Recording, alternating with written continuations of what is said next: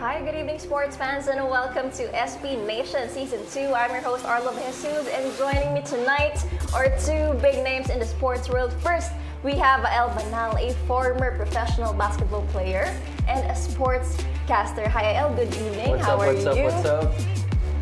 And of course, we have Coach Martin Hammer Antonio, strength and conditioning coach and sportscaster as well. How are you, Coach Hammer?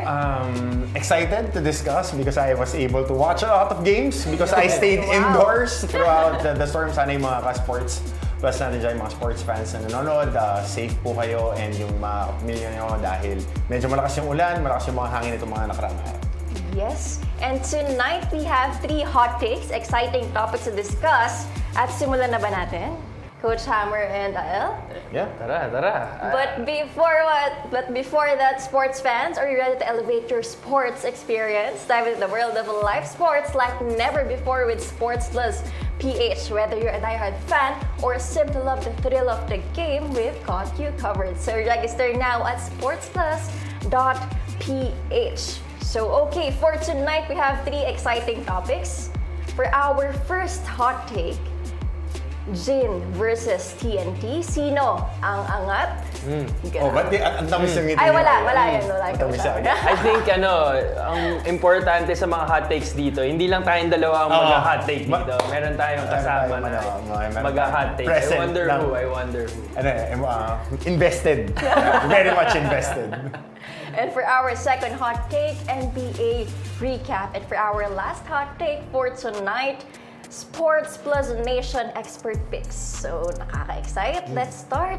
For our first hot take, so Coach Tim Cone and Coach Chot Reyes will face off in the PBA Finals for the first time in 12 years. Because last 2023,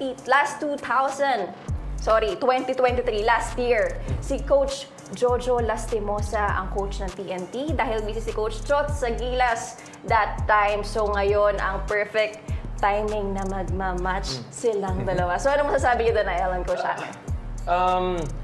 I'll start off by saying this is a underrated matchup of probably 5 years or decade or for a long time. Because I was just thinking about this throughout the week, Coach Hammer. Like spread across. You have, sabihin natin, meron isang team from the MVP side, meron isang team from the SMC side. Diba? And then, juggernaut coaching matchup with Coach Chot Reyes and Coach Tim Cone, head-to-head. And then, big name imports are clashing together with RHJ and obviously, arguably, the GOAT import with Justin Brownlee. And then sa front sa big men naman maganda din yung matchup ng Japet Aguilar at Poy Eram. And then you have veteran legends against LA Tenorio against Jason Castro. You have key guard players in Scotty Thompson against Reynam Batak. And then obviously mga up and coming impactful players with Calvin Oftana and Sino yun na yun? Sino ba? Sino ba yung Coach Hammer? Si Roger ba rin? Yes. Maganda yung matchup natin. So, ikaw kasi, Ayel, parang dito ko lumaki sa coaching tree na to. Definitely. Kasi Coach Joel, your dad, kayo ni Coach JB. Kasama si Coach Shot when he was an assistant with Coach Tim. I remember when BMEG was still being coached by Coach Tim, and they were going for that Grand Slam. I was there, I was watching, and that Denzel Bowles free throws, crucial. I was there, I was present in, I think it was in the Big Dome, when that game was played, and yun yung last matchup nila. But now, moving forward, of course, the winningest coach in PBA history. Medyo baliktad yan. 25 titles si Coach Tim Cone. 9 titles si Coach Chot Reyes, but more coaches of the year para kay Coach Chot dahil recently nang binigay itong award na to. But 2 of the most decorated. When you talk about championships, when you talk about being part of the vernacular ng mga Pilipino, kilalang kilala yan. But ngayon, maganda yung matchup nila dahil halos parehas na parehas yung mga pyesa nila. And the big thing right now will be the health of both teams. The imports, ay tama ba pag may bumad shot na 3 sa talk and text, si Hollis Jefferson, siya na yung rumashboard, siya pa yung hahabol ng bola. Sa kabila naman, of course, Kuya Justin Brownlee has been consistent and aging like fine wine talaga. Yung literal na umaangat pa ng umaangat ang laro. Pero, GOAT import pa rin sa akin si Coach Norman Blanc. Eh, Yun ang aking GOAT import. Good import. Okay, so yun yung mga dapat nating antabayanan with this matchup. But I guess, sinabi mo nga, SMC and MVP flagship brands sila. I mean, you can call San Miguel the flagship team or Ginebra, interchangeable yan. But we know that the MVP group won the championship last season with Meralco. Now it's Talk and Text turn to at least get a piece of the pie for this year. Of course, yun yung aantabayanan natin na matchup which starts on Sunday. Right. Yes. So, may question ako sa inyong dalawa, El and Coach Hammer. Sino ang sa tingin nyo magka-champion this Governor's Cup? Ikaw muna, Coach Hammer. Ako syempre forever talk and text ako. Talk and text fan ako. I've said this in numerous times here. Big believer of Coach Chot, Coach Josh, of my good friend Coach Yuri, and all of those guys in that coaching tree. I think that Hollis Jefferson is an X factor, really big X factor, the way that he amplifies the effect of the players around him, and hopefully Henry Galinato will be healthy for this finals because they need front court depth when you're going up against a team as strong and as vertically gifted as Ginebra. How about you, El? My pick would be Ginebra. A couple of weeks ago we were talking about the TNT Rain or Shine matchup, and TNT ended up number 1 sa defense in the eliminations, and then Rain or Shine ended up being number 1 or top sa offense. So it was offense versus, but nakakatakot. Yung TNT showed better offensive movement in the semifinals, and they crushed Rain or Shine. And so I was actually calling my good friend Keith Datu, and I was saying na, okay, can you give me a ticket for Game 6 or Game 7? Hindi na umabot doon kasi ang ganda ng nilalaro ng TNT.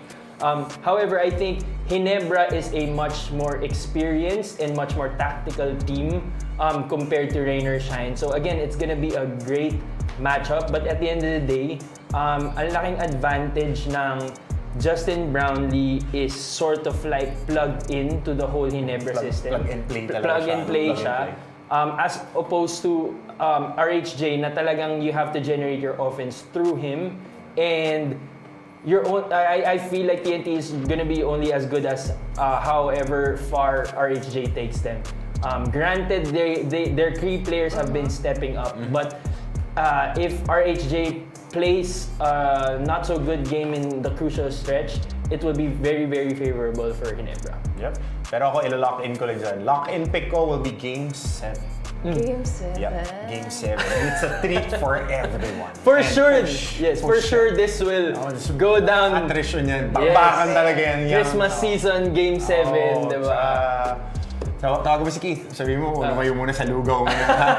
Dahil kayo paresan kaibigan nyo sa 3x3. Sabi mo, Keith, please. Iwas ka na sa mga ganyan, ha? And this is very exciting. The reason why I said it's underrated kasi usually pinaabangan natin unang-una Manila Classico. Pero 'di ba parang it's almost as if the same side sila ng ano 'di ba? And then you have TNT and SMB, and then Ginebra and Meralco. Great rivalries, no? Underrated tong TNT and Ginebra and kaabang-abang talaga to kasi ngayon ulit magma-match up si Coach Tim tsaka si Coach Cho. Yep. So, for basketball fanatics like Coach Hammer and I, we will be very in tune with how they're gonna do their adjustments, their game plans, the tactical aspect of the game. So I look forward to it. So my question is, ano ang advantage ng Ginebra sa TNT? Ibalik Tapos natin yung sa kabila, question. ano naman yung Ibalik advantage? natin yung question. Ikaw dapat tanungin Ano namin. sa tingin mo ang advantage ng Ginebra if there was a specific Naku po. player na Specific player. specific player from the Ginebra na magiging advantage sa pwede kang pumili ng mga veterans, pwede rin mga rookies, 'di ba? Or mga bagong players na Bigla ako pinagpalisan. Caught off guard na naman si Ari Labine. Sasaluhin kita rin. I mean, with Ginebra kasi, their point of attack, we call a spade. Alay Tenorio, Ronje Barrientos has been stepping up, and that pick and roll is very potent, especially now that they are able to use the mobility of Japet Aguilar, yung spread shooting ni ni Justin Brownlee, it's amplified. Kasi yung mga teams that run na triangle, they need very good point guard play para pag nagbe-breakdown, wala kang pinch post action or wala kang post action, they can create from top of the key, aangat lang yung isang big guy, that's when Japet gets to eat. On the flip side naman, TNT has been shooting lights out. Lights out the past semifinals against the aforementioned Rain or Shine Last of Painters, Rain ng Batap, Calvin of Tana, and those boys are being well-fed by Jason and that pick and roll action again dahil nga nakakakuha sila ng marami lalo sa mga zoom actions nila from east to west na pag-run nila ng kanilang offense. And this is a system that has been placed there to maximize the new talent that they have kasi mas marami silang shooters. So it's a matter of making your shots and being more disciplined defensively kasi ang pundasyon ng bawat koponan na to, parehas na coaching tree, depensa. Anytime that Coach Tim Cone wins a championship, they're the best defensive team. But now, they are, I think, top 3. Number one, Talk and Text. So, nakikita natin yung mga shoot, pero kailangan tingnan natin on the flip side, paano nakukuha yung mga shoot. Kasi hirap na hirap yung Rain or Shine mag-execute during that matchup. So, we'll see. Yun yung mga nakikita kong advantages nila. Kasi parang sa akin yung depensa nila will cancel each other out dahil pahihirapan talaga nila and they will take away the things that the other team would be doing well. Number one, Ginebra's pick and roll will be iced, will be sent to the sideline or they would play the passing lane. Sa kabila naman, tatanggalin nila yung mga strong side help. Yan ang gagawin ni Coach Tim. Kasi alam natin na corner threes, dyan talaga. And Roger Pogoy sa ilalim na ini-invert nila yung opensa na guard play will be posting up. Dahil doon nakakakuha si Roger. May isa pa nga siyang highlight play na nag-run yung Rain or Shine. Seal sa ilalim, jump hook. So, yun yung mga titignan natin kung paano mag-a-adjust yung mga coaches. Ha? Two of the best. Ako naman, meron lang ako and I just observe and see the trends of what's happening for their squad. Right. How about you, El? What's your take? Again, this is also a great matchup, guys. Justin Brownlee against RHJ. There were some talks that if ever hindi maglaro si Justin Brownlee as our import sa Gilas, ang pwedeng pumoposisyon si RHJ. So, di ba, one thing going good for TNT as well is ang advantage ng Ginebra ever since was their import has been with them and may chemistry na. Itong team na to like TNT, they have that as well coming into the final. So RHJ is the perfect import for the 4-out system of TNT. It's a great matchup for two different systematic offensive and defensive teams. It's gonna come out with who executes better. Yep. So, abangan natin this Sunday ang Game 1 ng PBA Finals. So, Saan ka nakaupo? may schedule ako. May calendar. And now, let's move on to our next hot take, NBA recap. Ang favorite niya, El and Coach Hammer. Of course. Yes. NBA season is back. It's here. Back. Yeah. So, Boston Celtics won against Washington Wizards. Yeah, today, ganda ng nilaro nila. Back-to-back games na with Boston starting the season like a house on fire. And for everybody who doubted Jason Tatum and Jaylen Brown and the whole Boston Celtics, ako na magsabi sa inyo, I told you so. Basta healthy tong team na to, they've been shooting lights out. They're fundamentally sound. And yung mga corner crashes nila sa rebounds, na akala ko masusolusyonan na this year, di pa rin nasusolusyonan. So they've been running really well and Brown 27, Tatum 25. And the outside shooting of this squad, the Boston Celtics, has been lights out. Lights out talaga. Actually, the NBA, napansin ko nga, na parang, ito na yung mid-range shot natin dati kasi lahat meron na eh. So wala ka na talaga pwedeng iwan na abang-abang lang. Talagang lahat may tira na eh. Especially like a team like Boston. We talked about this last week. They were dominant last year because yung 5 nila, well, wala si Kristaps Porzingis ngayon, but are 3 and D players eh. At the very minimum, no? 3 and D, lahat sila kayang dumipensa, kayang shumut. And at the maximum, it's lahat sila nagki-create so they can break down one-on-one defense. And they're really, really strong. Last year, what worked for them was they increased their three-point attempts. which worked for them, and so now what you're seeing in the 2 games is championship confidence, that they're shooting it and then they're making it at a very, very high clip. So that is very, very expected. Again, they just won the championship, so they have that confidence that no one will beat us mentality coming out in the East. So yeah. 23 3-pointers per game. That's sa mga hindi nakakaalam, mataas yun. Mataas yun. Sa Pilipinas, maraming tumitira ng 3 points, konti ang nakaka-shoot sa kanila. Maraming na-shoot talagang, and then they're looking for it. And the way that they're swinging that ball east to west, laging ganun na yung laro. Right. It's very good. So on the flip side, Washington looks like a team still on the rebuild. I mean, most of the points that Jordan Poole scored was in the first half. Second half, Kyle Kuzma was trying to take over, but the champions were just too much for them. And the defense, oh my goodness, the defense of these Boston Celtics.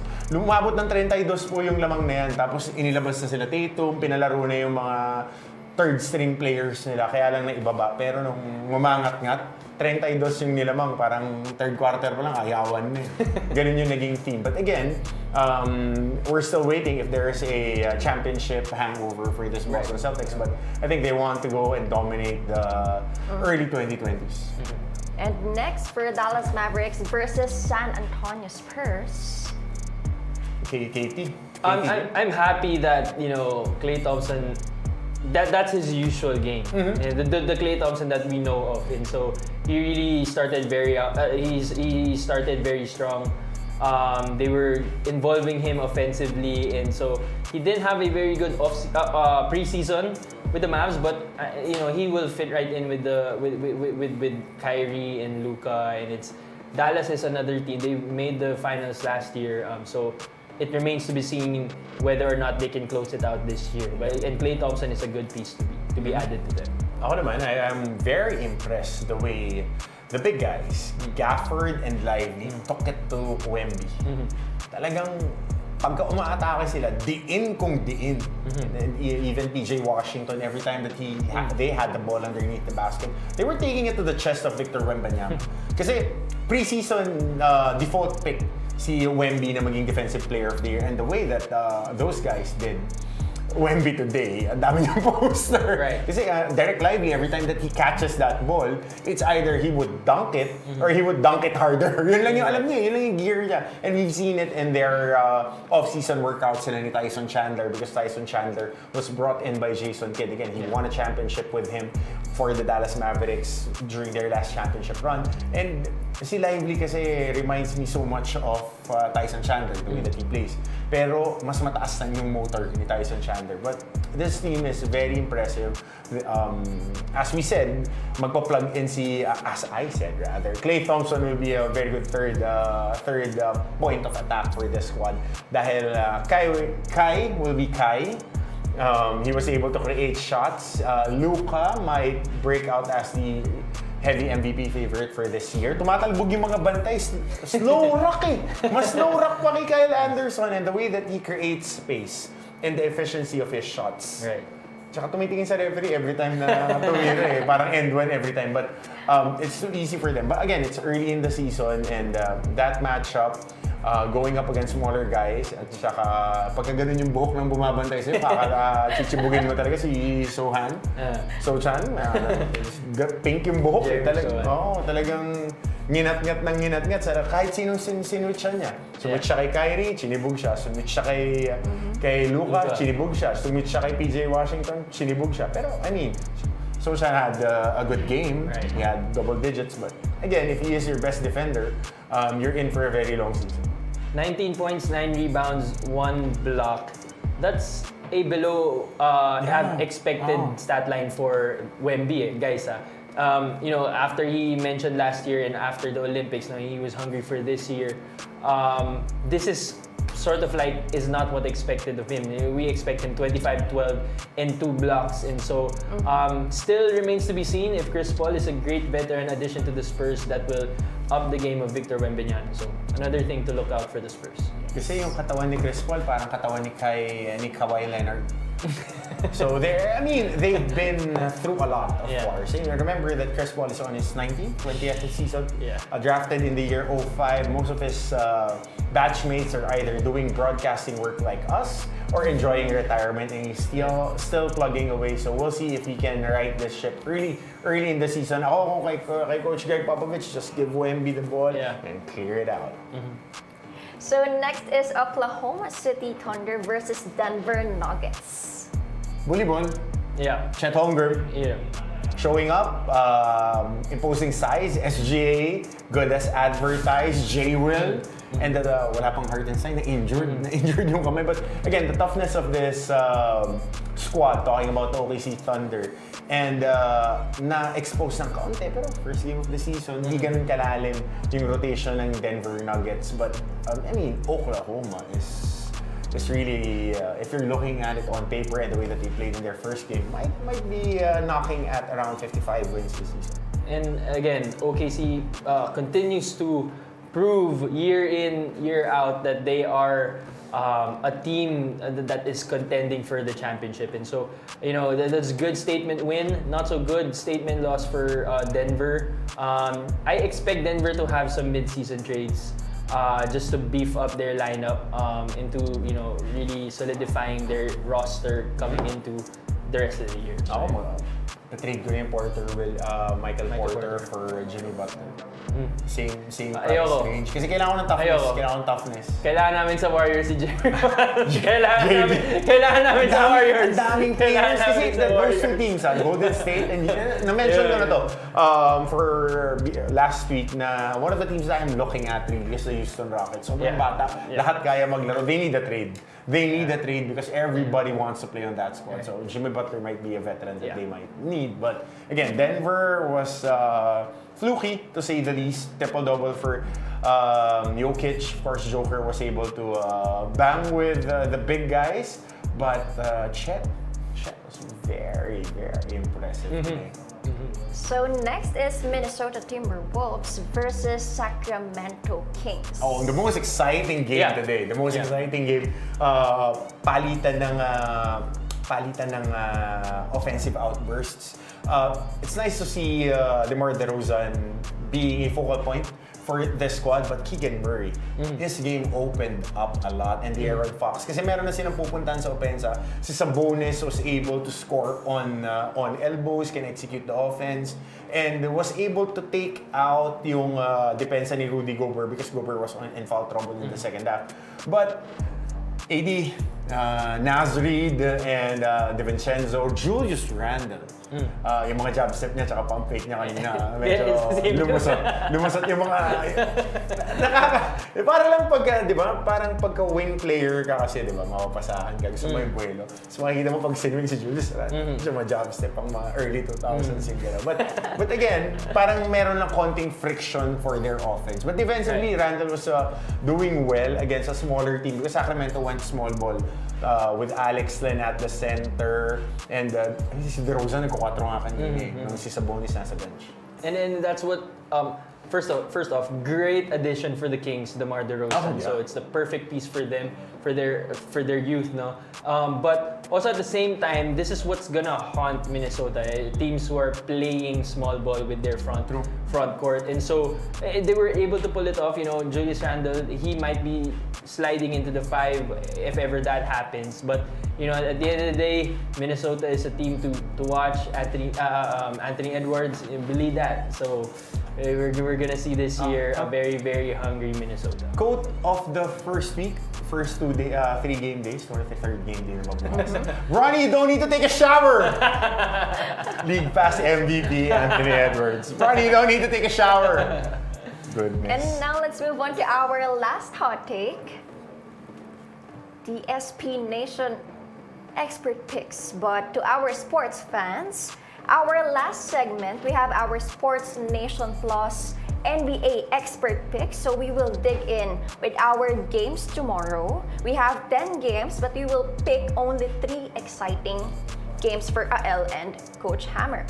So for the first game, between Indiana Pacers against the New York Knicks. Yeah. I'll let Coach Hammer Ano yung una natin? Indiana, New New York. York, too early to tell. Medyo fluky pa yung nilalaro nila. Especially natapat sila on opening day to the defending champs. I would be picking my Knicks here because I'm a Knicks fan. But in reality, the Pacers are playing like a well-oiled machine. Mahirap lang dahil na-injured si James Wiseman. Yesterday, I hope it's just a calf strain. It looked like an Achilles strain. Hopefully hindi. Spicy P was healthy. He was attacking. Halliburton was distributing that ball. Neesmith, Maturin, and what's the name of the other guy? Number 23. That wing player. Yeah. Those squad. That squad is really tough. Right. Could be top 4 in the division, but New York wouldn't want to be 0-2 to start the season, and they'll figure it out. They need another big guy on this squad, Steven Adams. Hopefully they find that guy. Pero work in progress to New York. I think they would try to eke out that win just to not start 0-2. Right. How about you, Al? This is a rematch of the Eastern Conference semifinals of last year. Great match. Unfortunately, the Knicks lost some key players. Pacers were able to win that series. But I think the Knicks, although I like their team, I like their addition, they're still working some things out. Jalen Brunson being the focal point of their offense, obviously. Can I just mention, what caught me by surprise this year is Mikal Bridges. Sinabi last week ni Coach Hammer about the Boston Celtics, if it ain't broke, don't fix it. It's jumper, no? Mikal Bridges shot. It's horrible. Oh. I don't know why. It was working. I don't know why. Alam mo, simple lang yan eh. Yung mga, pag kayo nagko-coach sa inyo, hindi naglaro, ibig sabihin hindi nakaka-shoot yun. Nakapunta, hindi ko maintindihan eh, yung mga shooting coach. Okay, it's reps eh. Everybody has a different shot release. I mean, I shoot here, baka si El can shoot here or here. Your shot release is your shot release. You just need to get some reps, get some arc on that. Ang pinaka-ayusin mo lang dyan is, will you put your hand under the ball more so it would go higher? Or will you put it a little bit out so it would go further? Hindi ko alam, may mga chip angle yan. So definitely that will clog up the paint because they're not gonna go out to Mikal Bridges to challenge that shot. So unless he goes back to his shot, jumper. but because of injuries, because of a lot of things, they're fixing it. But again, all that goes to show that the Knicks are still in development mode or rebuilding sort of whatever they have right now. And so I picked the Pacers, like what you said, well-oiled machine. I feel that they're gonna come out on top of this game. Nembhard. Nembhard. Hinahanap ko yung wings nila. Kasi ang didiin ng wings nila. Pag pinanood mo kasi Indiana Pacers, I mean, in the NBA, yung mga nanalong team the past 2 days. Taas ng motor, nakadiin. Siyempre, start ng season, pero nakikita mo na yung mga traits that would translate throughout the season. Na meron ka bang malalim na team? Nakakadiin ba? Healthy ba sila? Tsaka mga athletic na mahahaba. So, pag kaya mong dumiin, pag medyo pa-relax, medyo alanganin ka ngayong NBA season. Kasi ganun na lahat maglaro. Yeah. And for our second pick, Chicago Bulls versus Milwaukee Bucks. Milwaukee looks good. I won't lie. They look tough. They were able to eke out a win, their first game of the season. Chicago, on the other hand, Lonzo Ball looks healthy. Kobe White looks healthy. Zach LaVine was his usual self. Odd man out is Pat Williams on that 4 spot. I would rather have Vucevic and Smith starting, dalawang big guys kasi si Jalen Smith naman may tira sa labas. Right. But again, that provides depth. malakas kasi umatake yung mga guards ng Chicago. That's their strength. But I'll be picking the Milwaukee Bucks here because Giannis is my fantasy player. Also always my first pick in all my fantasy leagues, this guy. Kailangan lang, medyo nagugulat pa siya dun sa screen and roll action nila ni Dame Lillard. Mas natural nga yung screen and roll ni Brook Lopez at ni Damian Lillard. I will be picking the Chicago Bulls. You know, I like the addition of Josh Giddey from OKC. However, I think Giannis, Brook Lopez, and Chris Middleton might not be playing, which is still okay because you have Damian Lillard. But I think Chicago is gonna come out on top of this game. And for our third and last pick, Phoenix Suns and Los Angeles Lakers. Phoenix. I like the Phoenix Suns. I like them. That Jones kid from Duke. He's nice. Not only nice, he alleviates the pressure from natanggal yung ball handling responsibility ni Bradley Beal, ni Devin Booker, even KD. They're not asked to play make. They are now asked to score. Ang dami nilang mga transition baskets, tapos nagpo-fall into place pag pinapasok si Nurkic, nakakapag-4 si KD, and yung finishing five nga nila was Grayson Allen, then nag-fouled out kasi si Devin Booker. But Jones, Booker, Beal, Kevin Durant and Royce O'Neal, interchangeable defensively. Tsaka ang laki kasi ni Kevin Durant Magkatabi sila ni Yusuf Nurkic kahapon, parang matangkad pa siya kay Nurkic. Si Nurkic is listed at 7 foot. So, ang laki ni Kevin Durant and he is forcing guys to defend him one-on-one by skill level. Pero again, I like this team. But if Anthony Davis plays lights out, might be a different But again, they needed Hachimura to have a good game in their first game. They needed LeBron will always do LeBron stuff, but they need the other guys to function well for them to win. How about you, El? I picked the Lakers. I really, oddly enough, I really like how they started with Coach JJ Redick. So, you know, he was asked who's gonna be starting. So whoever played the most games that started last year, that's gonna be his starting five. And true enough, Rui Hachimura played like a confident starting role. And once upon a time, a couple of years ago, AD was the toughest scorer in the league. And so he showed that in the first game. Again, it remains to be seen his stability, his injuries. But I like it. That's a great sign of a very successful off-season with the Olympics. And I like this new Lakers that their point of attack now is putting LeBron in the screen, and he will be the creator of that pick and roll. So, ala Draymond Green style, pero hindi Draymond Green.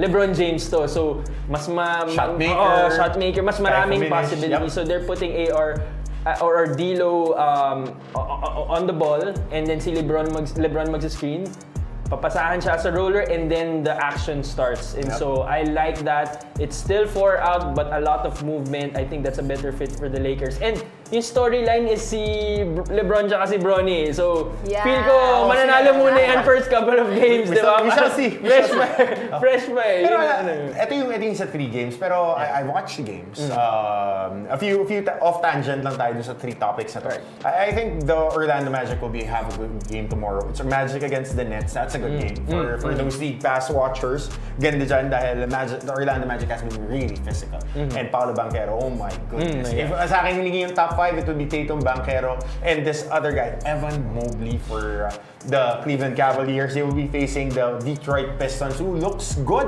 Itong Detroit Pistons with my boy Tobias Harris, Mr. Money in the Bank. That's a good matchup too. And I like this game. Surprisingly, I was surprised with the Finnish fire blizzard known as Lauri Markkanen and Colin Sexton. The way that Utah played. They play hard.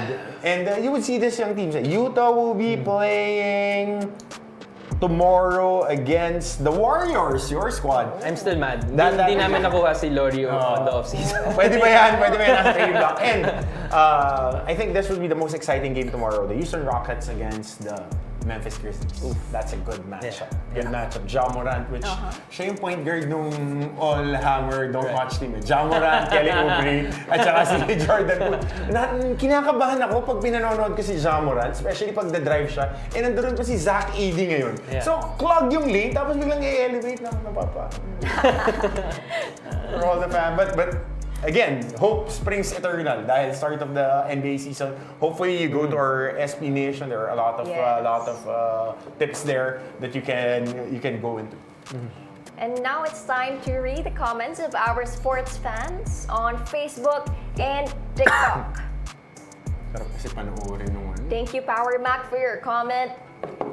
It will all a very exciting series. Malamang aabot ng Game 7 ang PBA Finals. Sabi nga ni Coach Hammer kanina, Game 7. Lock it in! Ganda Lock na. it in! May nababasa na naman ako sa dulo. Pero matanong ko lang si Arlo kung gaano siya ka-excited for RJ. Tahimik pala para sa'yo. Ay ako super excited ako for RJ kasi nakikita ko rin yung sipag niya everyday. Kahit rest day, talagang walang rest eh. Nakikita ko yung sipag niya. Kaya yung ginagawa niya ngayon, sobrang deserve niya yun. Apa? Go hard lang.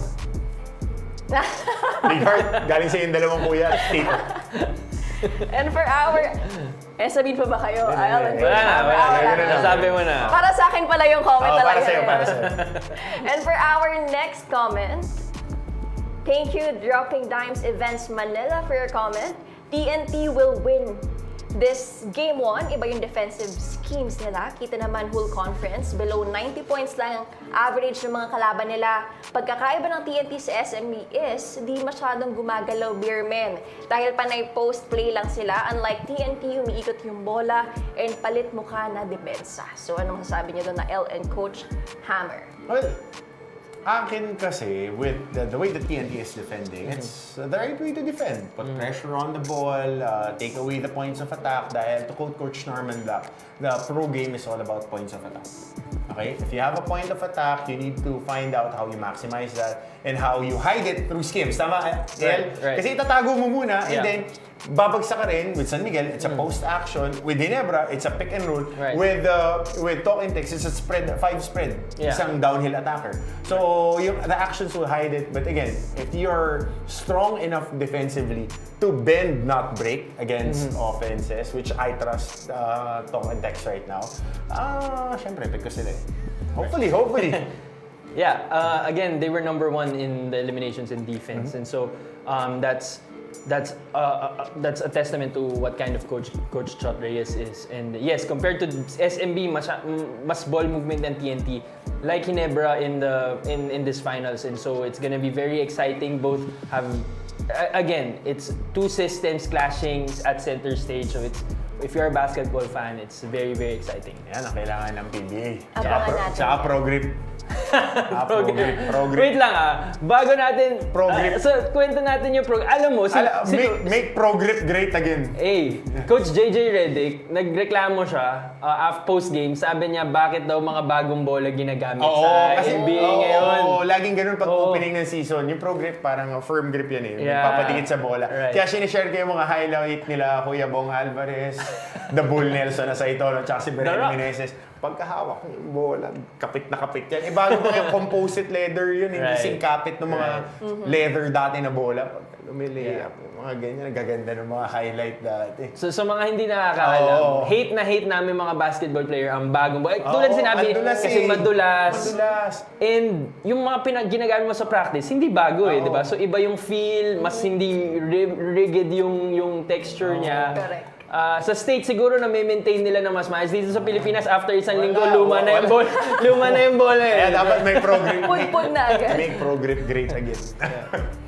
And for our next comment, thank you, Javi Palanya. Hello, Javi. RJ has been fantastic in this conference, even better in the playoffs. His experience internationally has definitely helped him gain the upper hand among the rookies playing. Plus, I think he's been very inspired lately. Javi! Hello, Javi! Parang Wait, tapusin. I wonder why though, alam mo ba bakit, Coach Hammer? Nagpe-prepare kasi siya. Of course, yung mga inspiration lumilipas yan, pero pag disiplinado, the disciplined ones who bunker in, and even if they don't like to do it, they would still do it.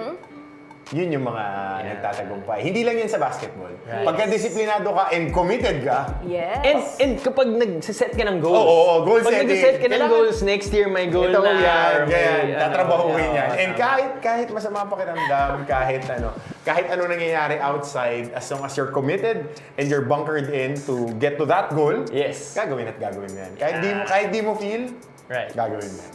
Right. Agree. Tama? Agree. And for our Heart na next lang, heart na comment, lang. Heart na lang. we have 2 comments to go. Thank you, Alan Tam, for your comment. Learning experience versus triangle. Oh, learning experience naman lahat. Ganun naman ang buhay. Ang buhay, isang malaking learning experience. Pero yung triangle, hindi, ano yun eh. Dahil ang championship na pinanalo ng triple post offense na yun eh. Siguro si Alan Tan is talking about the learning experience of RHJ, matagal na siya, veterans na siya, so maganda yan to go against triangle. Mabait talaga itong kaibigan mo na to. To go against triangle. Yun yata yung sinasabi niya. Coach Joel, napakabuti naman. Dahil ang bait-bait ng mga anak ninyo pag nandito. Pero yan, dahil learning experience, ito yung sinasabi nilang excuse ni Coach Chot. We'll see. We shall see. Dahil we can as analysts and kasi more than being analysts, we're fans. So, Yes. binabato lang namin yung mga ideas namin dyan. Pero, pagdating ng linggo, yung bakbakan sa loob, Game 7. Yun na. Game 7 yan, Game everything. 7. Grabe. And For for sure. our next comment, and this is our last comment, thank you, Javi Palanya. Boston tied the record for most threes made in their game against New York with 29 made threes and then 17 against Washington. That is just crazy. Do you think they will be able to sustain those high volume of makes from downtown can be sustained by the... Seas? Of course. I think, so like what Hindi, akin high volume eh. Yung high volume ng mix, of course, law of averages, you would always fall into the average that you've been doing. If you're shooting 40%, you gotta let it fly. You gotta let it fly. They've been making 23 3-pointers on average the past 2 games. So, we shall see if they can continue to get that mix. But they would hover around, if you're at 40%, you're a very good shooting team. Kailangan lang talaga, shoot eh. Pagka masama, pagka hindi ka makashoot, tira mo pa rin. Pag feel mo, pukol mo. Ganun naman yun eh. And at the end of the day, it's a long season. Can they sustain, like what Coach Hammer said, 23 3-pointers a game? Probably not, but I would still put them to lead the league in the number of makes by the end of the season. Just because of 2 things, like I mentioned a while ago, is number 1, the system permits and allows them to do so. They want to shoot a lot of 3-pointers. And number 2, their championship experience, championship confidence allows them to shoot a 3-pointer as if it's a layup. So, yes. So, will they sustain it? Probably they might go cold for a couple of weeks or so. But I still will bet that they will end up being the highest 3-point shooting team by the end of the season. May open up na yung opportunities yan. One example was the post dump play yesterday. Earlier today. Post dump, Jason Tatum, he made 2 baskets, and on the third one, double comes from the 10. Passer, kick out, rotate, bang, swing to Pritchard, bang, swing to the corner to Derek White. Derek White lets it fly, basket. Next play, Jaylen Brown was on the post. On the flip side, double comes from the baseline, swing top of the key, Jason Tatum on the corner, bang, 3. Again, system eh. And if ang trabaho ng system is to give you the open looks. Trabaho na ng player na i-shoot yung open looks. Right. Kaya, syempre, NBA players yan eh. Shooting na yan, shooting. Tsaka, sabi ko nga sa inyo, chip on the shoulder. And it's very different from your usual 3-point shooting team. Kasi like the Rockets before, like the Warriors before, you have key guys that you know or who are gonna put up those shots. But Boston, you have like 9, 10 members of the team who have the green light, and if they're open, they will shoot it. Even yung mga non-shooters, nagiging shooters pag ganun yung system. So, Xavier Tillman. yeah, so marami sila kaya shoot eh. And so, that's scary. That's scary. Sa Pilipinas lang naman yung mga shooter na walang shooting. So, antabayan na natin. Hopefully, they can sustain. Thank you to our sports fans. At ngayon, balikan natin yung mga napag-usapan nating hot takes. Brief recap for our first hot take, Gene versus TNT. Sino ang angat? Ako, Hinebra. ako TNT, pero syempre sasagot natin para yung mga PBA player. Ang panalo lagi, ang fans. Ang fans ang laging nananalo. Ginagawa naman natin ito lahat para sa fans, hindi sa times 5 na bonus. Uy! Oy, alam niya natawa. Alam niya natawa. Honest lang tayo. Game Honest 7, tayo. manipis Game yung 7, times 5. Game 7. Pasko na. Merry Christmas! And for our second Happy hot siya, take, happy siya. NBA recap, Coach Hammer! Okay, NBA NBA recap. Ano ba mga games natin kanina? Sa sobrang dami, yung mga i-review natin. Of course, Dallas, Celtics, Boston Washington Wizards. Dallas, Boston won. Dallas won. Minnesota won in the last few seconds of that ball game. And ano pa ba yung isa nating game na Oklahoma City. Oklahoma stamping their class and showing up, looking to take the mantle on the Western Conference. Right. How about you? Very exciting season. It's NBA's back. NBA's back. We all love it. We're all very excited. Like Coach Hammer, get your league pass. James, bigyan mo kami ng league pass lahat. Dapat pahiram mo sa amin yung password mo para napapanood namin. Kasi ako nakiki-password ako doon sa kaibigan ko. Nakikinood ako sa mates room eh. Pero again, exciting. Hope springs eternal, especially on the start of the season. Right. And last but not the least, the Sports Plus Nation expert picks. I got Phoenix against LA. I got LA. And then I got, titignan ko yung sheet. Indiana. Indiana. I got Milwaukee and I got New York. I got Pacers and I got Chicago. So magkasalungat kami ngayon. Pero hindi kami magdedebate. Kayo na lang manili kung kanino kayo maniniwala.